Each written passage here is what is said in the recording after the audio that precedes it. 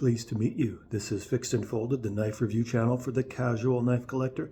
I am Cody. Tommy is here lounging by his cat tree. And I'm going to be doing a review of the recent release Boker Plus Atropos folding dagger. This is an extra large size knife, being a little bit over 9 inches total length. Let me confirm that. Yep, 9.25. 9.25 inches total length. Blade length of 4 inches with a cutting edge of 3.9. Very close to 4-inch cutting length. Like 3.85, something like that. And total handle length is 5 inches. So this is a good folding knife. Good value, good materials, some interesting quirks on here that I haven't heard other reviewers talk about. You have micarta. If this feels like either canvas micarta or what's that really popular burlap? I think this is canvas micarta.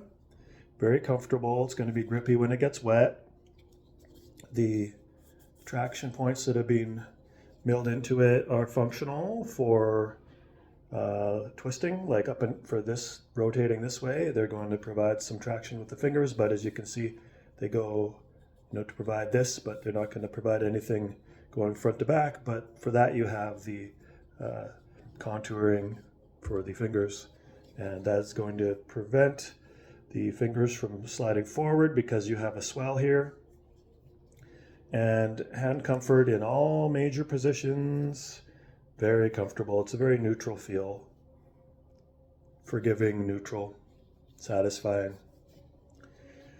You have some really nice finishing work, detail work on the design. The blade itself is a pretty traditional fancy letter opener shape, dagger style with a saber grind. You got a beautiful tumble finish. I love, if it's going to be a plain blade, I love that it's a tumble finish. VG10 steel, which is good. 20 years ago, VG10 was considered a premium steel. Now, with all the competition of different steels, it's like a mid-level steel. Stands for very good and 10 units of something. So you have a false wedge on the back here, unsharpened. It's close to being sharp. It's sharpenable. If you wanted to be extra nasty, you could sharpen the last quarter of it, but because some of this is exposed when you rest it, you're not going to want to have this part sharpened, right? But down there you could do a little bit. Doesn't need it at all because this is designed to be very good at piercing and quite durable at piercing also. It's a relatively thick blade stock for around a 9-inch knife. The handle to blade stock ratio is nice and suitable. The handle thickness is medium.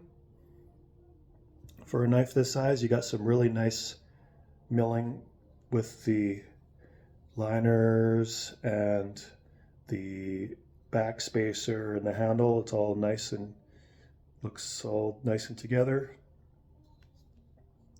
There are no sharp spots. Everything's being smoothed, so it's very pleasing to the hand. Even these little screws are nice. They're rounded. They stick out a tiny, tiny bit, but it's not going to cause anyone any problems. And it's a nice little art. It's artfully designed, artfully done. Fit and finish is excellent. The liner lockup is quite good. 40%. Of the blade is locked up with the liner, I'd say. There is a chamfered liner to aid in giving some extra space for your thumb to get in there. And the tension is pretty firm, medium to firm, but it's very it's very intuitive.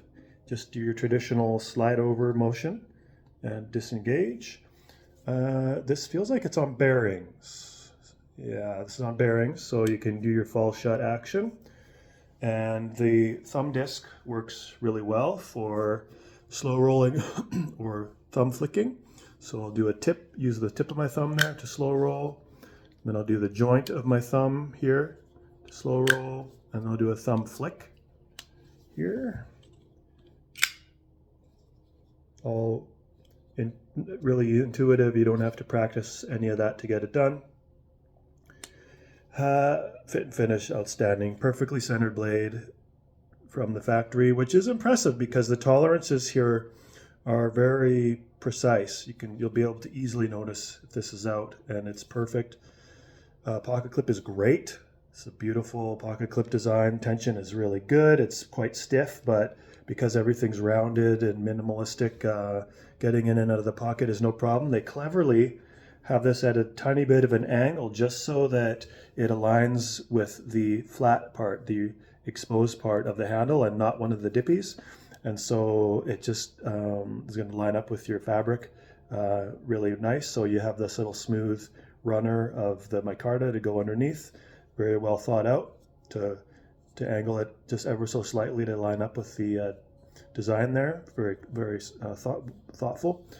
You're going to have the in-between tactical and deep carry position that I find annoying because there's not enough material to grab. Whereas if you had a tactical pocket clip position, then you could grab it. And it's not a full deep carry. So you get really good hand comfort. Hand comfort is excellent. No hot spot here, no hot spot at all with the positioning of it in the middle and being not that high up. No hot spots, but it rides with a little bit poking out. Nice little tumble finish on the pocket clip to match the blade. And this is like a pea soup. I don't know what they call this, green or tan. It's one of those earth colors, right? So it's in between a brown and a green, and one of those military camouflagey colors that it's a very neutral. It kind of looks like a cream or like a maybe a brown, but when you see it all together, it looks good. Feels really good. The point is offset down a little bit by design, so this is not a perfectly symmetrical blade. And I guess with the point being down a little bit, that's going to help you with precision with your poking things, in theory. The cutting edge came even on both sides from the box. It wasn't extremely slicey. I'd say it was a C+ sliciness out of the box, and I just I gave it a strop with some stropping compound and a leather strop, and now it is very good. It's a B. I'd say it's a B level of slicing. It's gonna cut receipt paper and paper easily now. So the potential there is there to have a nice sharp cutting edge. But this is not an efficient slicer because this is thick behind the edge. Due to the durable design here of this saber grind, this thickness extends all the way down to halfway down the blade. So looking at it on this way, it's pretty aggressively it's not acute, it's pretty obtuse of an angle, and that is for piercing durability and slicing durability instead of efficiency with slicing. This is an efficient piercer. The taper begins in the last third, and it goes down to is it a needle point? Yes, it tapers down to a needle point. So even though this may look like a fancy letter opener, this is going to be much sharper and better at piercing than your traditional Hallmark card store letter opener. This opens all sorts of soft targets. That's what it's designed to do. So yeah, kind of a traditional shape, like of a dagger, right? And it does daggering the best for its design, and it does EDC as a secondary function, as it's not going to be that efficient of a slicer. But piercing into packaging, piercing tag, cutting tags, This will open boxes, but I mean, just the design of it, this long, skinny blade, you're going to be, have better options. Spyderco Paramilitary 2 or this all-around great knife, this Spartan Astor. There's just knives that are better designed for utility, but in terms of a traditional-looking, historical-looking dagger, this is really nice. It's really cool. The handle and the blade, the balance feels excellent. Balance point is just here, which is just back of the center point. And the quality is great. Boy, there's no pivot screw to adjust. Looks like servicing this is going to be a nightmare.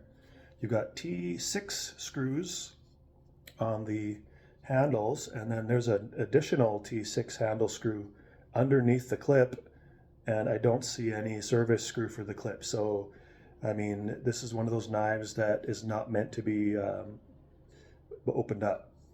You do have this large micarta back spacer that is going to make this feel like an integral knife, like it's all one material wrapped around, but it's not. It's sandwiched with 3 separate pieces here, and it is a nice flow through construction, open on the fold open side. So if you get sand in it or something, you can wash it out here. But yeah, it's not meant to be easily serviced. The good news is the action and the tension and the centering is perfect. So it doesn't need to be serviced because it's going to be perfect forever, right? That lends itself to be, again, less of a practical knife, less of a one knife to carry with you in all situations, and more of a special collectible knife that you can carry with you once in a while, but you don't want to be. This is not a survival knife. This is obviously going to be a self-defense knife. That's what it's designed for, piercing.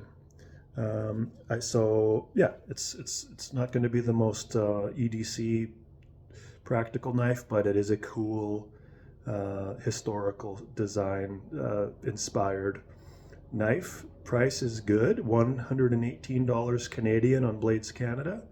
I believe they still have some in stock. And so for what this is, I'm going to give this a high rating. I would like it to be more serviceable, but because it came perfect, if they all have a really high standard for fit and finish by the time they ship it out to customers, if it comes perfect for customers, this doesn't need a lot of servicing, but taking it apart. But it is really, I'm used to knives all kind of being serviceable. So,